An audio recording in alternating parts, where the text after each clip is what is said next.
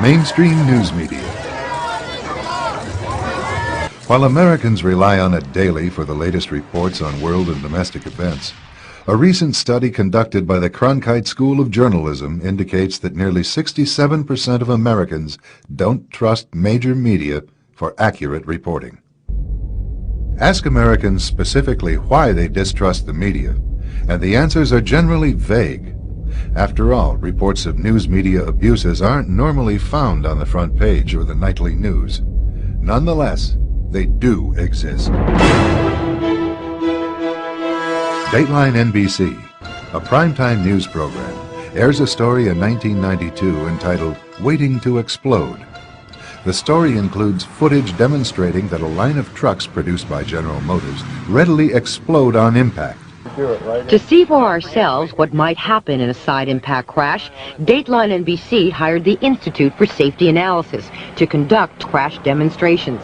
Unlike GM tests, the fuel tanks were filled with real gasoline. Look what happened. At impact, a small hole was punctured in the tank. According to our experts, the pressure of the collision and the crushing of the gas tank forced gasoline to spew from the gas cap. The fuel then erupted into flames when ignited by the impacting car's headlight. After the program airs, one of the firemen at the taping of the crash contacts GM. The conversation inspires a full-scale investigation. 3 months later, NBC is forced to reveal their role in fabricating the news. NBC's contractor did put incendiary devices under the trucks to ensure that there would be a fire if gasoline were released from the truck's gas tank. We said the crash, quote, forced gasoline to spew from the fuel cap, end quote. GM says since the gas cap was the wrong cap for the GM filler tube, and because the gas tank was overfilled, the cap came off when the impact occurred. We agree with GM that we should have told our viewers about these devices. The Dateline reporter, however, said, quote, at impact, a small hole was punctured in the tank, unquote. GM has now x-rayed that tank and found no hole. We acknowledge the placing of the incendiary devices under the truck was a bad idea from start to finish. That's our new policy, and we'll be right back.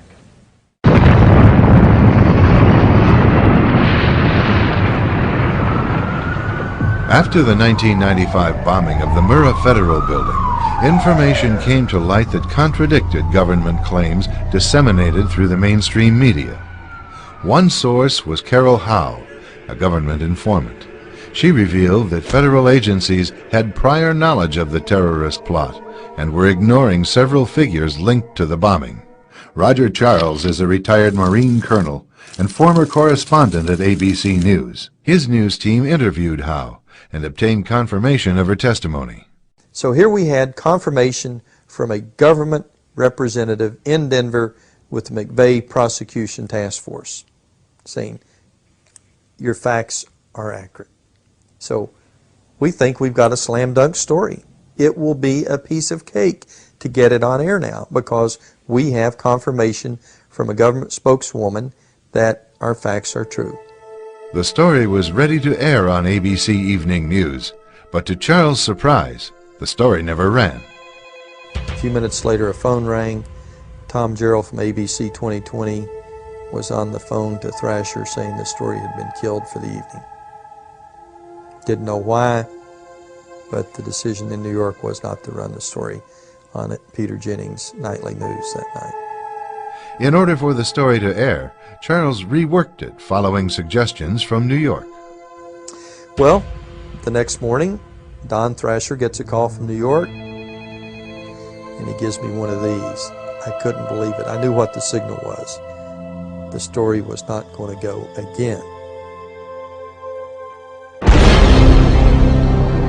In 1990, an age-old conflict in the Balkans erupted into civil war.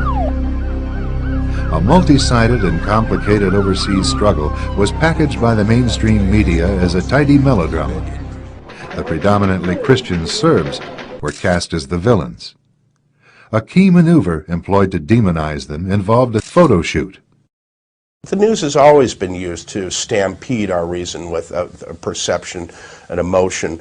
When you're talking about war, you get those heart-tugging appeals to pity in particular, and we've seen that again using images. Benjamin Works, president of the Strategic Issues Research Institute, is a military affairs analyst for Fox News and CNN. He recalls the emergency shelters set up by the Serbs to accommodate Bosnian refugees. I remember very vividly seeing tours by the camp commander showing the mess hall, showing food that, I wouldn't pay money for, but I'd gladly eat if it were free. And yet this was turned into a sensational story about concentration camps. And the propaganda twist on that came out of both the electronic media and the newspapers, and very glaring covers on Time magazine and such. Judgment, an independent expose, reveals how a British film crew photographed a Bosnian emergency shelter to look like a Nazi concentration camp. The film crew positioned themselves inside a barbed wire enclosure to shoot out at refugees, who were free to come and go as they pleased. The cameras zeroed in on a refugee whose emaciated appearance was the result of a birth defect. We found that all of these allegations of a concentration camp were really frauds perpetrated by the reporters, and in fact, at least one, Roy Gutman, won a Pulitzer Prize for this kind of fabrication. And the image that helped motivate American involvement in an overseas entanglement was a total fake.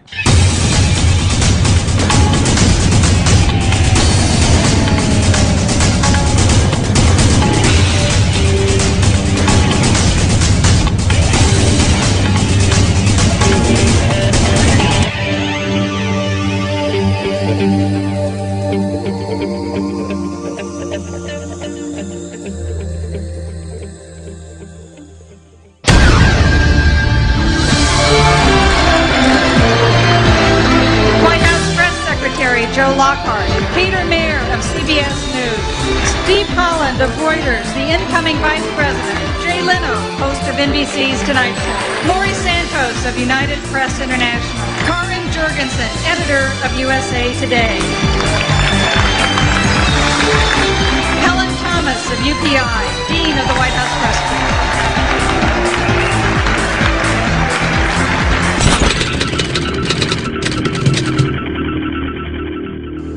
The star system has definitely crept into the media to the point where, although there used to be journalistic standards and something of a Chinese wall between the media pros and the newsmakers, that's been blurred, particularly by the administration, which has deliberately cultivated media personalities who are now present as guests at White House state dinners. And they don't seem to see any compromise of ethics or any conflict of interest in that. The executives, the editors in print media, the senior producers, executive producers in the visual media, these are the people that have the ideological bias, and what's probably almost as important, the personal friendships. They go to the same country clubs, they go to the same dinners, they socialize with a lot of the people that they cover. And yet this is where corruption sets into any system. When the censors and the monitors become friendly with the people they monitor, that's when standards fly out the window. Today, standards in mainstream news reporting have more to do with career enhancement than reporting the truth. Of course, to get ahead in a bureaucracy by giving the boss what he wants, that's how you get ahead. So again, that is indicative of why there's so much homogenization in the media. You know, if you wanted to look at a pyramid, and the first couple layers, the really eager, hard-working young journalists are out there trying to get the stories, trying to make a name so they can move up that pyramid. Well, the further they move up the pyramid, the more they realize that, the outlets really aren't interested in major news that rocks the boat. The boat Charles refers to belongs to those at the top of the pyramid, where the interests of the media outlets are quietly defined.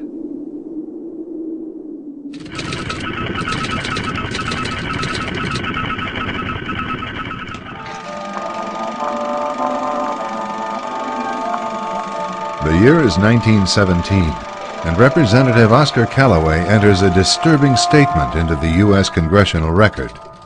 The statement reveals why J.P. Morgan interests hired 12 high-ranking news managers. The 12 were asked to determine the most influential newspapers in America. They were to figure out how many news organizations it would take to control generally the policy of the daily press of the United States. The 12 found it was only necessary to purchase the control of 25 of the greatest papers. An agreement was reached. The policy of the papers was bought, and an editor was placed at each paper to ensure that all published information was in keeping with the new policy. Soon, that policy would be defined by a front group formed by J.P. Morgan and his colleagues. In fact, Morgan's personal attorney was founding president of the organization, the Council on Foreign Relations.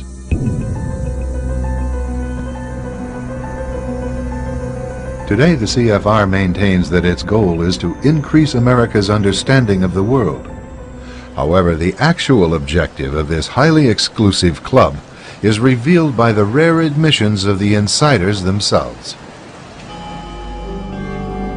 In the early 60s, a Georgetown University professor collects information for a book favorable to the network of powerful men who founded the CFR. For 2 years, Professor Carroll Quigley is allowed to examine the confidential papers and secret records of this network. Quigley reveals that these men aim to create a world system of financial control in private hands, able to dominate the political system of each country and the economy of the world as a whole. In short, they seek total and quiet control of the entire world. And the CFR is their most visible conduit for carrying out that agenda. CFR members include America's wealthiest tycoons, as well as the highly placed elite in government, academic institutions, tax-exempt foundations, and the establishment media. Ruling Class Journalists, written by Richard Harwood, describes the CFR membership as the ruling establishment in the United States. The Washington Post article boasted that news reporters who are CFR members do not merely analyze and interpret foreign policy for the United States, they help make it. Who are these policymakers? Many of their faces are familiar. NBC's Tom Brokaw, CBS's Dan Rather, ABC's Barbara Walters, Jim Lehrer of PBS, William F. Buckley of National Review, media mogul Rupert Murdoch, owner of the giant multifaceted News Corporation. These media heavyweights, and many others like them, are members of the CFR. Powerful corporations are also invited to become members. At the close of the 20th century, CFR influence presided over far-reaching consolidations of media control. In 1995, CFR members Michael Eisner of Disney and ABC's Thomas Murphy merged their media empires. Soon after the merger, the Disney-ABC empire becomes a CFR corporate member. In the year 2000, the world's largest internet service provider, America Online, joins forces with Time Warner, one of the world's largest news organizations. The CEOs favoring the move are CNN's Thomas Johnson and Time Warner's Gerald Levin, both CFR members. Once again, another media giant is created under the shadow of CFR influence. Today, an elite handful of individuals define the agendas that are supported by the empire of establishment news.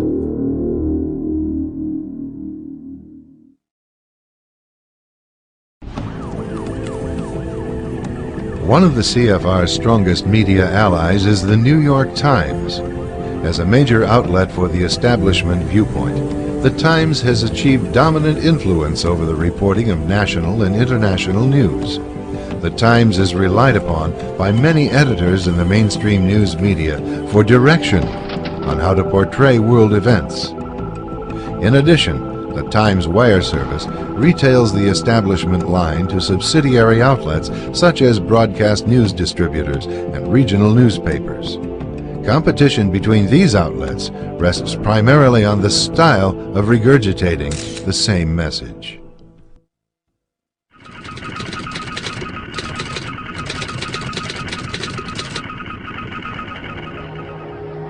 In the early 1930s, Americans received much of their news about life in the Soviet Union from Walter Duranty, the New York Times man in Moscow. Duranty's articles filled the front pages with gripping stories from Mother Russia.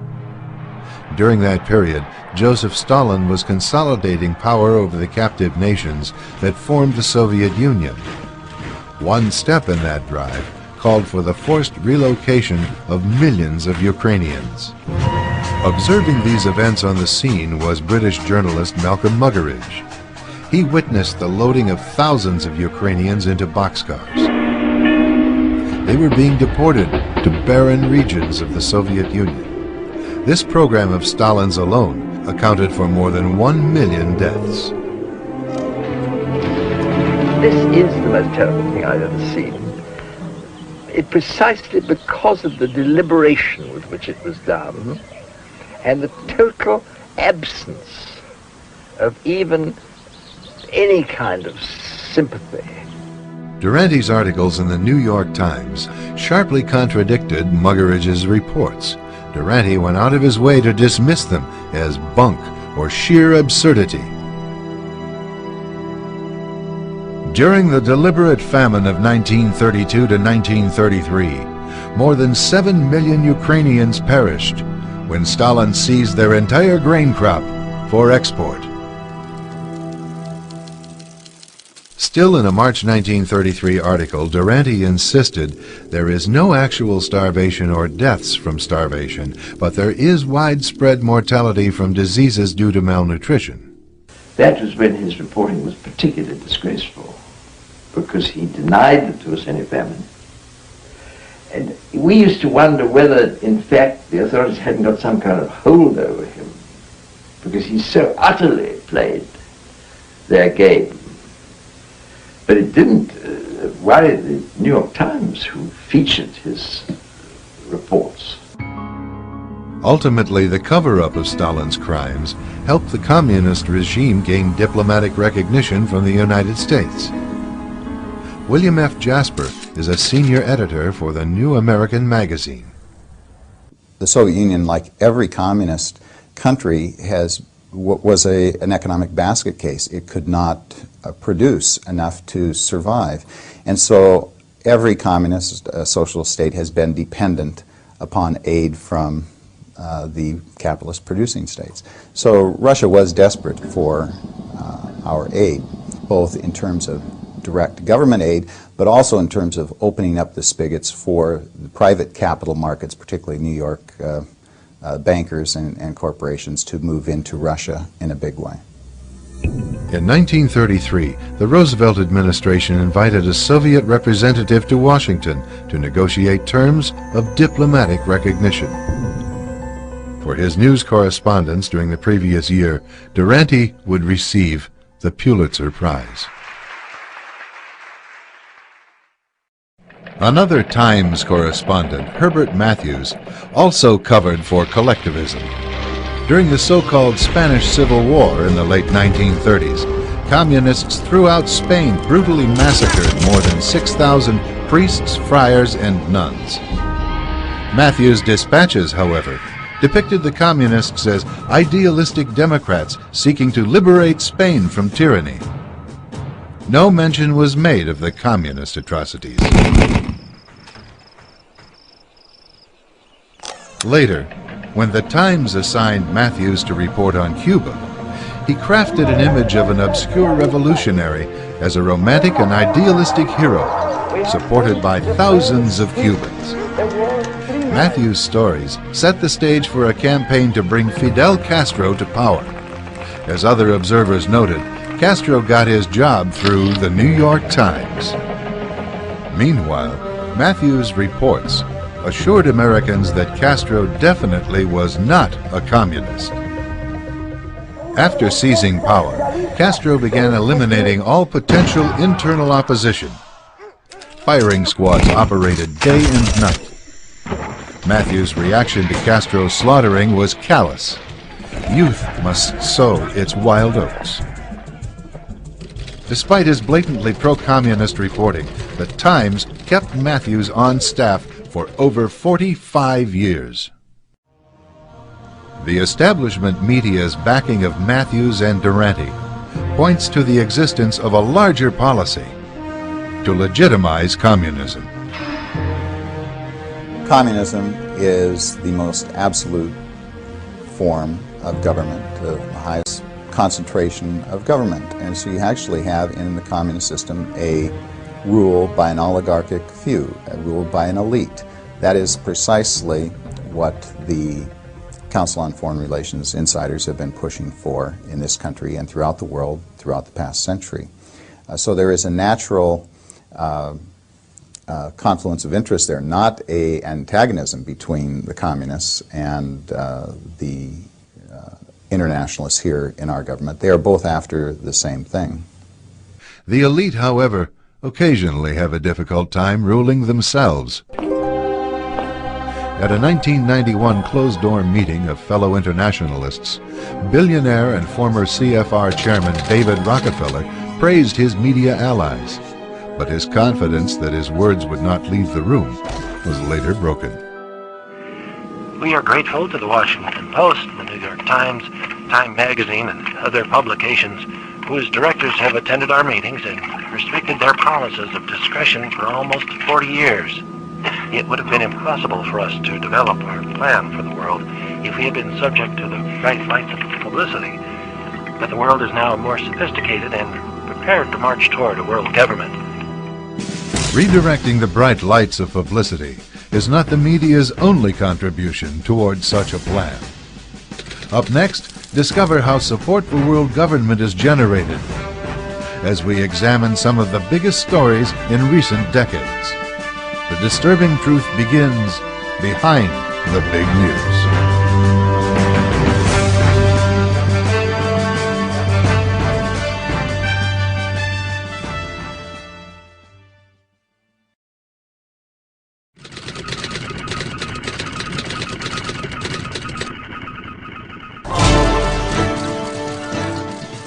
With literally millions of events occurring around the world every day, the media simply can't report on all of them.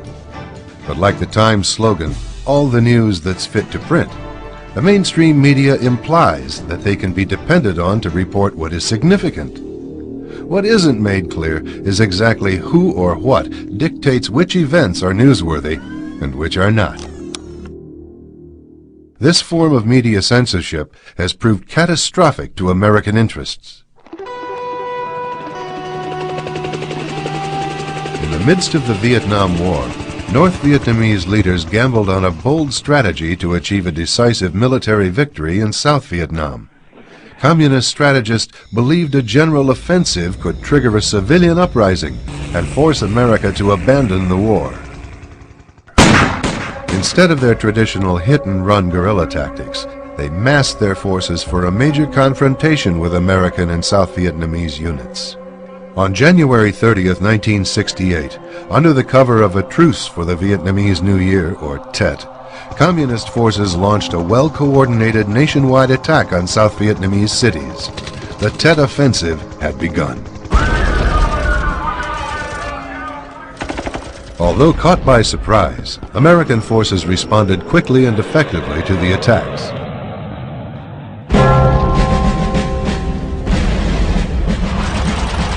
The main force Viet Cong were literally wiped out as a threat in South Vietnam.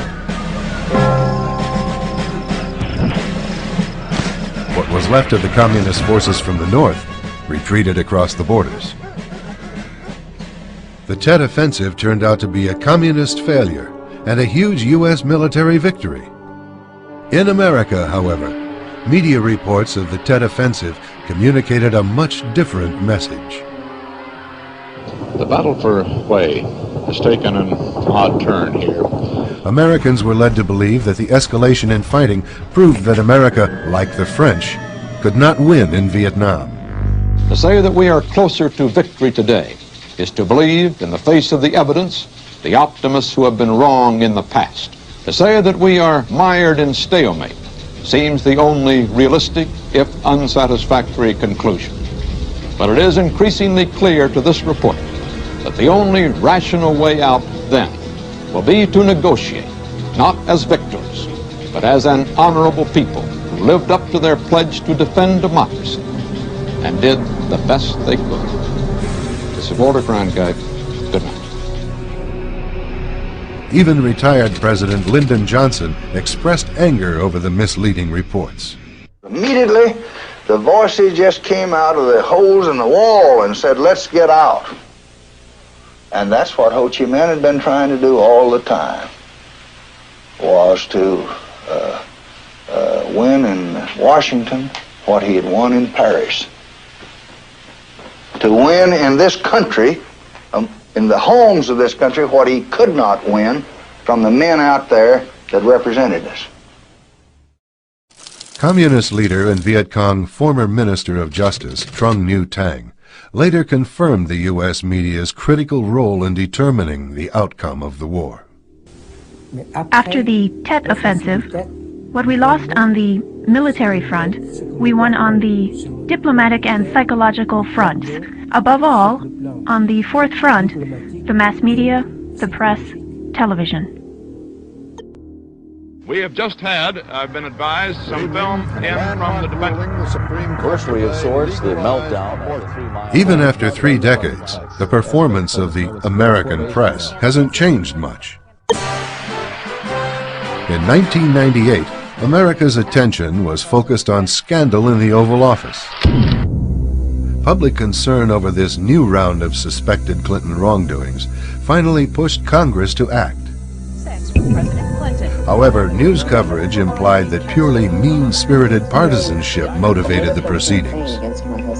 The great story here is this vast right-wing conspiracy that has been conspiring against my husband since the day he announced for president. Suddenly, for the first time since Richard Nixon, a United States president faced the strong possibility of impeachment. Yet only a handful of viewers would learn the actual reasons why.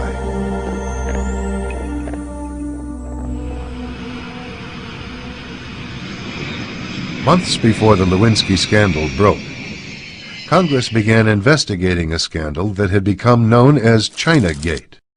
Evidence suggested that the Clinton administration had compromised U.S. security in order to finance its re-election campaign. The Communist government of China was eager to acquire sensitive U.S. military technology and economic concessions.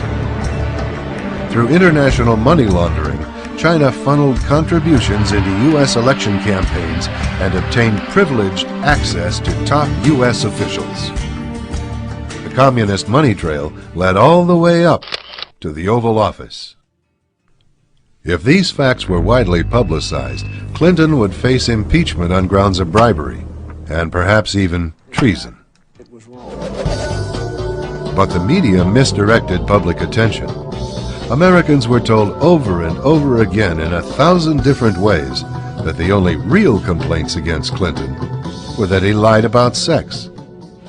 Yet more than a dozen of Clinton's appointees, business associates, and close friends were convicted of felonies since he assumed office in 1993. Many others implicated in the Chinagate scandal invoked the Fifth Amendment or fled the country altogether. William Norman Grigg is a senior editor for the New American magazine. If Bill Clinton had been forced out of office as a result of the Lewinsky scandal, the damage would have been limited to him. And he was disposable to that extent. But if there had been serious attention paid in Congress and by the public to the implications of the Chinagate bribery and treason scandal, there was a whole host of institutions vital to the power elite that would have been implicated. The media cover-up of Chinagate was not simply to protect Bill Clinton. It was to protect the larger agenda that Bill Clinton had facilitated. That was the transfer of enormous technology, critical military technology, to Communist China.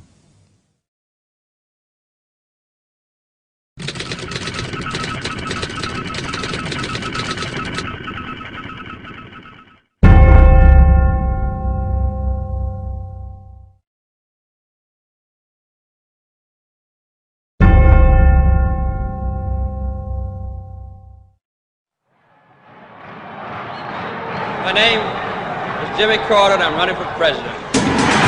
During the 1976 campaign for president, the establishment media gave preferential treatment to an unknown governor from a southern state.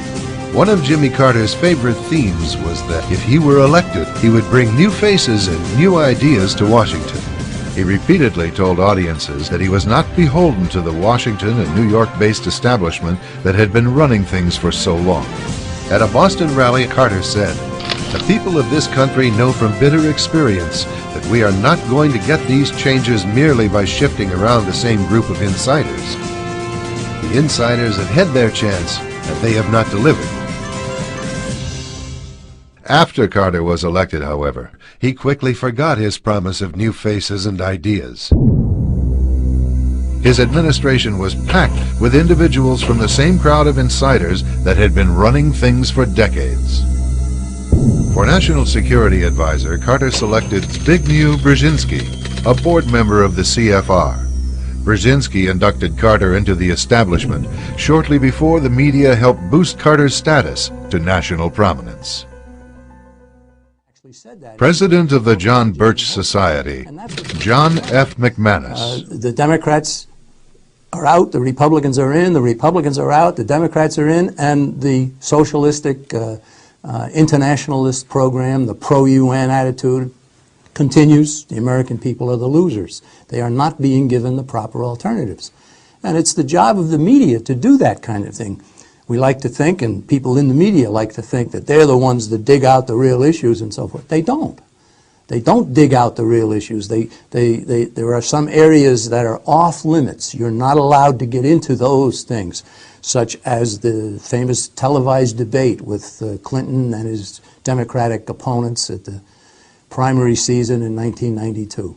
Here he was, a member of the Council on Foreign Relations and the Trilateral Commission, just like George Bush, but none of the opponents of Clinton for the Democrat nomination would bring it up.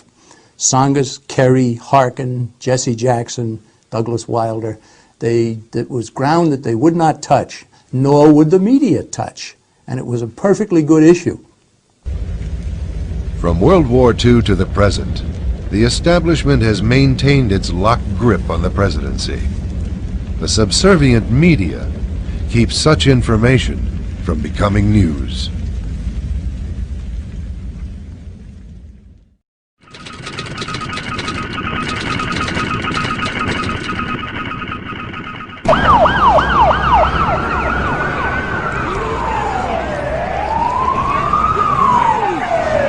If it bleeds, it leads.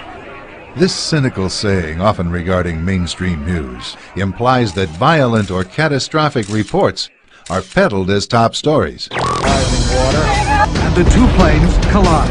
Horrific or dramatic events alone create strong emotional responses. Add to that sweeping statements that stir public fear. The police can't stop it. Reports of war, nuclear threats, natural disasters, scandals, and murders often filled the daily news for reasons other than to inform. Preying upon fears viewers have concerning death and destruction is so frequently practiced by major news that most viewers are desensitized to the actual intent of the reports themselves. Good evening. There are new and dire predictions tonight about the future of our planet. Around the world, glaciers are in full retreat.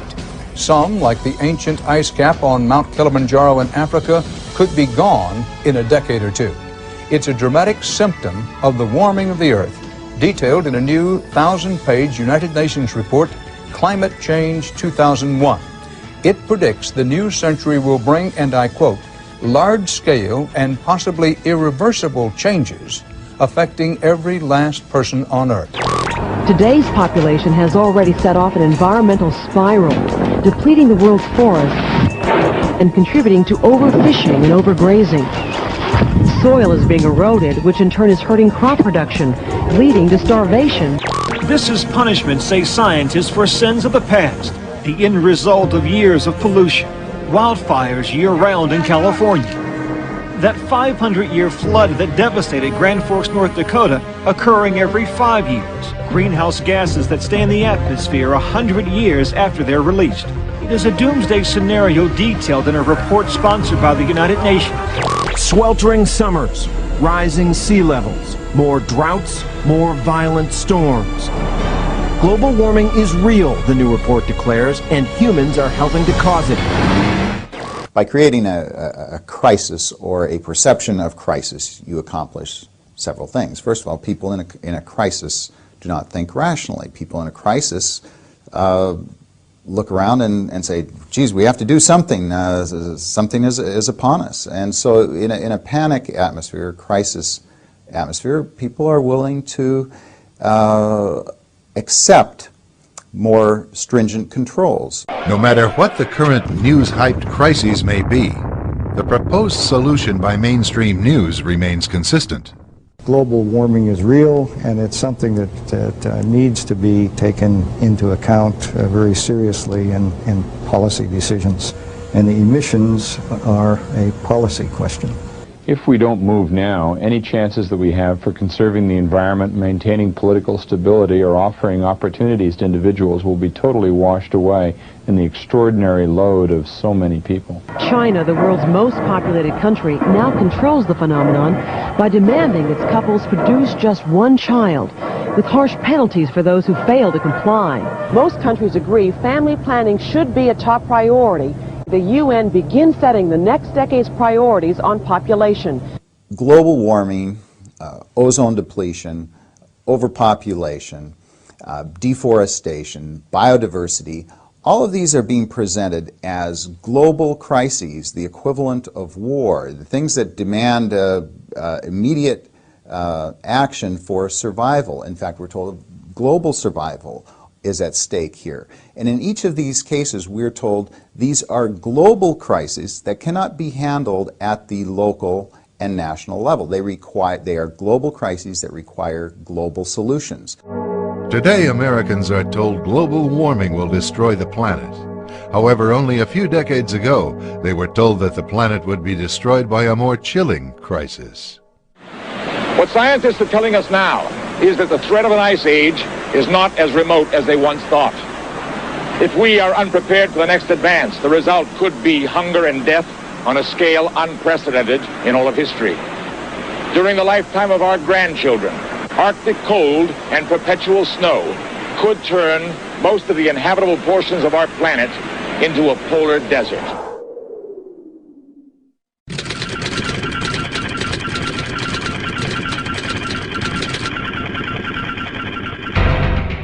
Just as global crises are trumpeted as reasons to centralize government power, the media also manipulates local events to serve that goal as well.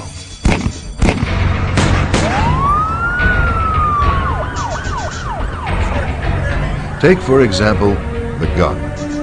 It's what the media blames for an epidemic of violence in our own backyard. In almost every story having to do with violence, the presence of a gun is the villain. Tragedies such as the shootings at Columbine are exploited to convince the public that the gun itself is to be more feared than those misusing it. The debate is just talk until gun violence happens to you. Investigative Reports airs on the Arts and Entertainment Network. This news program represents one of the many media formats that routinely insinuate that because guns are available, there is violence. Every 20 seconds, a handgun is manufactured in the United States. And every 2 minutes, another person is shot. Leaving us all to ask, when will the bloodshed end? But the media does not blame gun manufacturers alone for the violence. All those who possess firearms must share in the guilt. Responsible gun owners and those using guns recklessly or to commit crimes are lumped together in a single group. Notice how investigative reports edits footage together to insinuate that hunters are linked to urban street violence.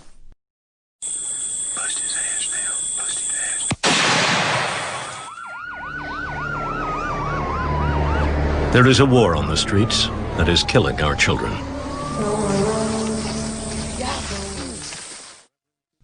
Ultimately, the media supports a revolutionary campaign to abolish the right to keep and bear arms. Further complicating the lives of police officers is a new issue: the arming of the general public.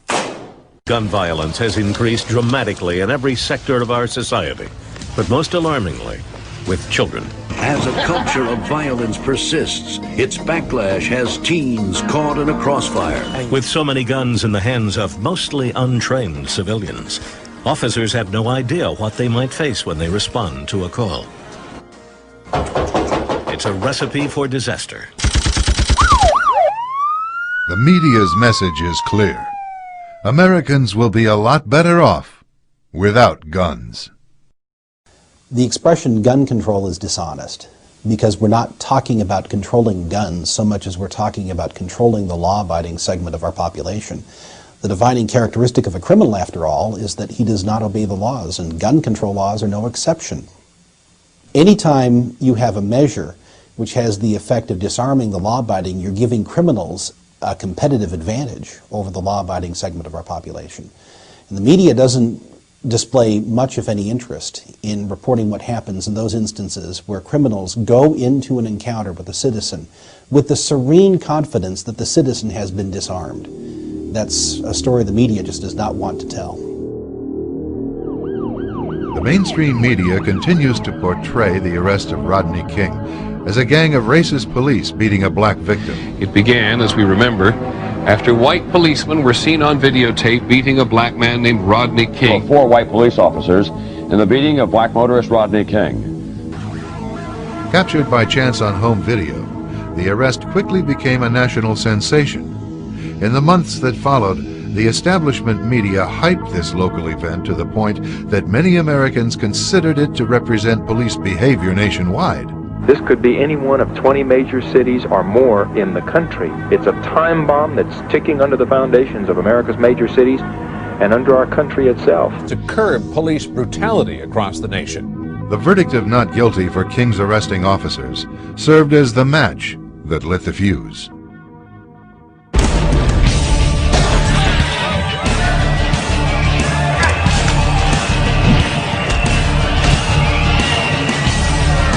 Instantly, the media implied that the jury was a bunch of redneck racists.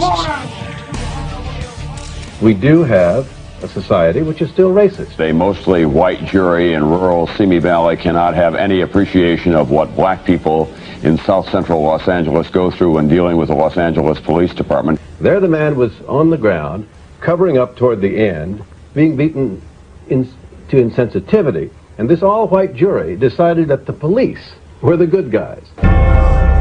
Yet the testimony of 58 witnesses and over 200 exhibits presented at the trial revealed to the jury much of what the media kept hidden. King attracted highway patrol attention because he was driving recklessly at speeds of up to 115 miles per hour.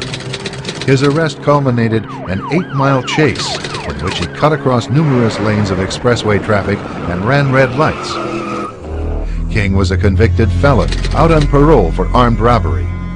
There were 2 other black passengers in King's car, but they cooperated with the officers, were handcuffed, and later released without incident. King was under the influence of drugs and alcohol. King initially ignored police orders to step out of the car. When he did come out, he began acting erratically, dancing around. Then he shook his backside in a lewd gesture at a female police officer. Ignoring officers' demands to get down on the ground, King was tackled by 4 officers. He rose up and threw off the officers. An officer attempted to subdue King with a stun gun, but even the taser darts fired at King failed to keep this out-of-control 260-pound man down. At this point, the arrest was recorded on home video. Like the jury, you are about to witness the first few seconds that the media carefully avoided broadcasting. King is seen rising up and charging one of the arresting officers.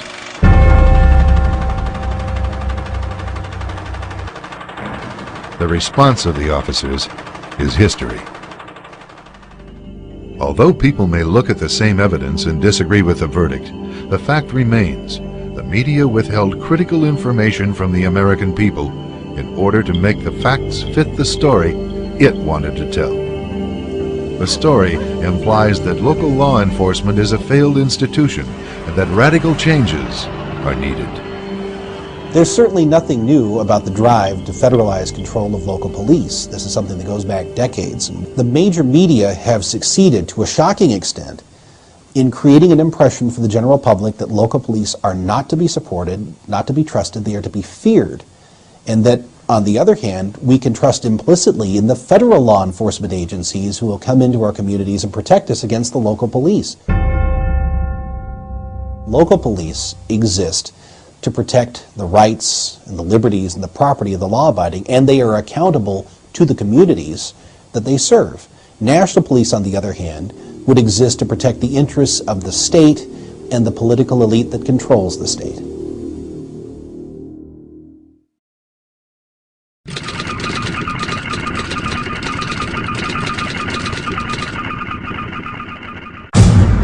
The age-old tactics of revolutionaries is to orchestrate the illusion of popular support for their agendas. Media cooperation is essential to give life to the illusion. We have had don't be fooled by the smoke and mirrors they use. The gun lobby is strong, they are organized, and they are scary. Enough of their tactics. Buying votes with blood money. Marketed as the Million Mom March, a publicity stunt created by gun disarmament advocates takes shape at the nation's capital. Women and their families will push for gun safety in what they call the Million Mom March.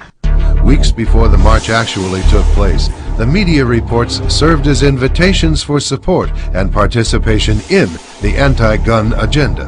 Dan, this Mom's March is going to bring enormous pressure on Congress. Now to the emotional issue of gun control in the United States. The nation's capital is preparing for a demonstration against gun violence. Organizing the ostensibly spontaneous march was Donna Dees Thomas's. Americans were told that Dees Thomas's was a mere suburban housewife and political novice who was shocked into action after watching the televised aftermath of a shooting at a daycare center. This portrayal of her background was repeated uniformly throughout the establishment media. Women to watch: a suburban mother whose life has been changed by the gun debate, how she became a political activist, where that's led. It's a surprise to her friends and even to her. Here's NBC's Lisa Myers. Donna Dees Thomas is a suburban mom, too busy with her 2 daughters and a part-time job to pay much attention to politics. Describes herself as apathetic. No one ever turns out for rallies about gun control. That's what you were told? That's what I was told. Undaunted, she decided to set up the march herself. What's the biggest thing you've ever organized before? A carpool. In reality, Dees Thomas's is a political veteran, a former congressional staffer and publicist for the CBS News. She is a shrewd, well-connected player for the media elite. Despite the prolonged, heavily financed and national anti-gun effort, the Million Mom March fell far short of its name. However, the low attendance didn't stop the media from promoting the illusion of a nationwide demand for more gun laws. The media are trying to create the illusion that there is this massive outpouring of public support for disarming civilians in this country in the name of public safety, but this is an illusion. It's a carefully cultivated illusion, and it's intended to advance an agenda supported and promoted by the elite that controls the media, and that elite is trying to create a world government. In order to do so, it would be necessary, first of all, to disarm the targeted population that would be subject to that government.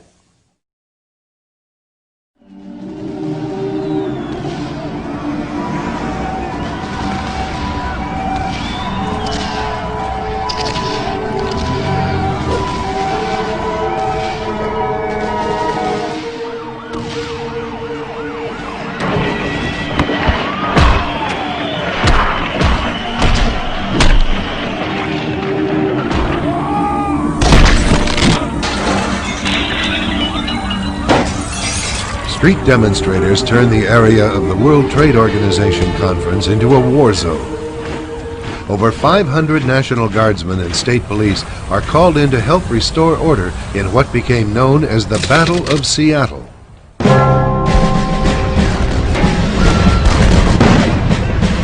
The major media focused on the chaos and the mob's demands. Let them go!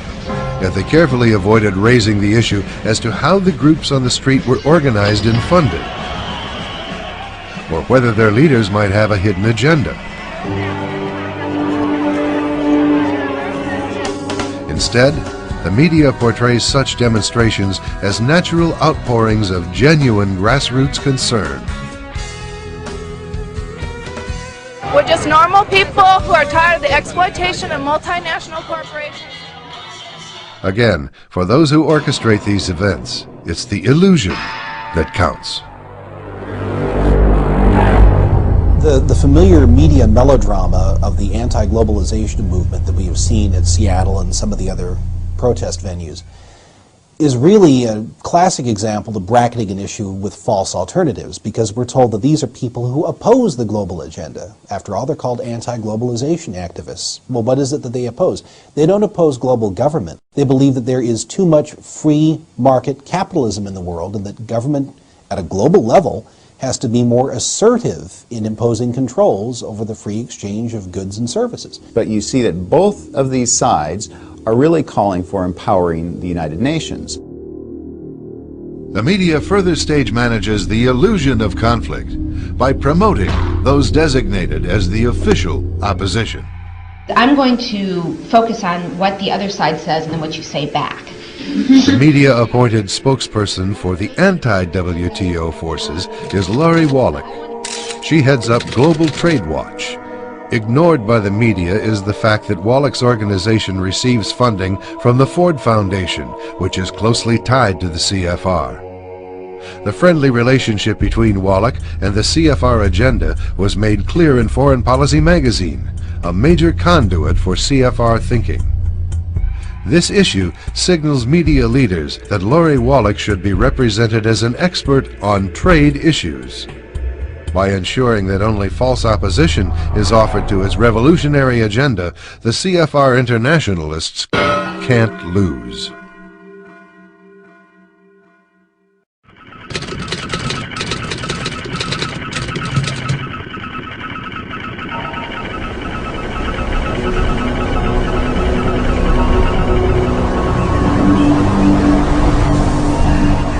The establishment media employs many deceptions to support the drive for global power. These deceptions go far beyond altering or omitting a few facts. The insiders count on the immensity of their illusions to prevent any sizable segment of the American public from catching on to their real motivation. CEO of the John Birch Society, G. Vance Smith. A basic objective of the insiders, and has been from the beginning, has been to break the will to resist, to convince through their propaganda that there's no hope, that it's inevitable, that moving towards a one-world government, a one-world court system, a one-world military, a one-world currency, all of that is just inevitable. And they present it in a way that, again, convinces, they try to convince that the momentum is so great that it cannot be stopped. But more than once, the insiders' momentum has been stopped. As Clinton began his second term, he chose veteran CFR member W. Anthony Lake for the highly sensitive post of Director of the CIA. But Senate approval would be required first. The establishment news quickly filled its editorial pages with glowing endorsements from fellow CFR members. But many issues in Lake's background should have raised doubts about his suitability for the top intelligence post. Of greatest concern was Lake's long history of associations with groups hostile to American national security.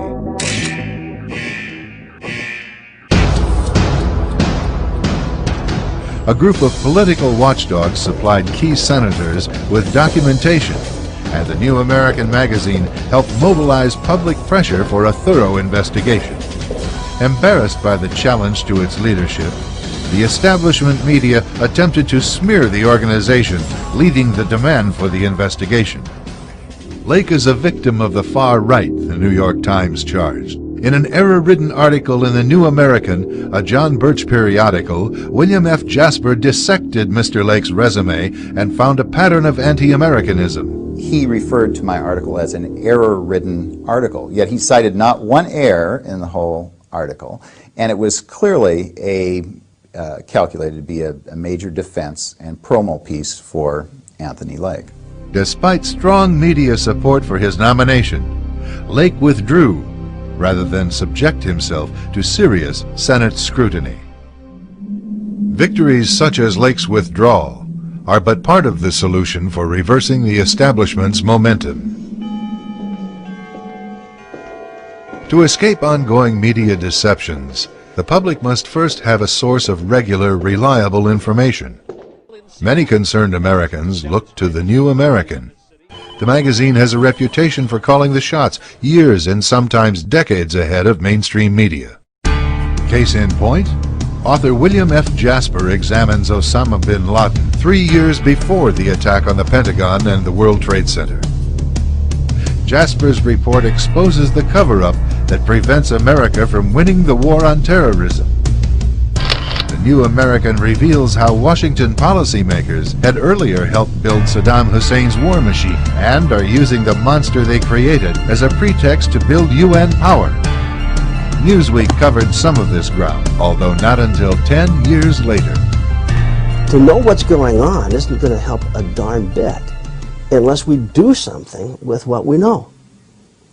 And again, an individual, even well-informed, can't stop this thing by themselves.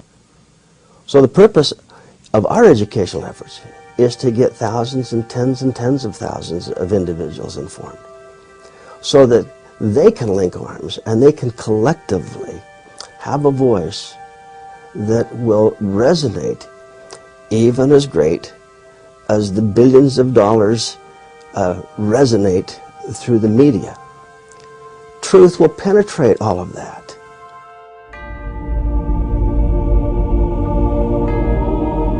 Truth. It's the foundation upon which freedom is built. And it's one of the strongest weapons against the revolutionary agenda behind the big news.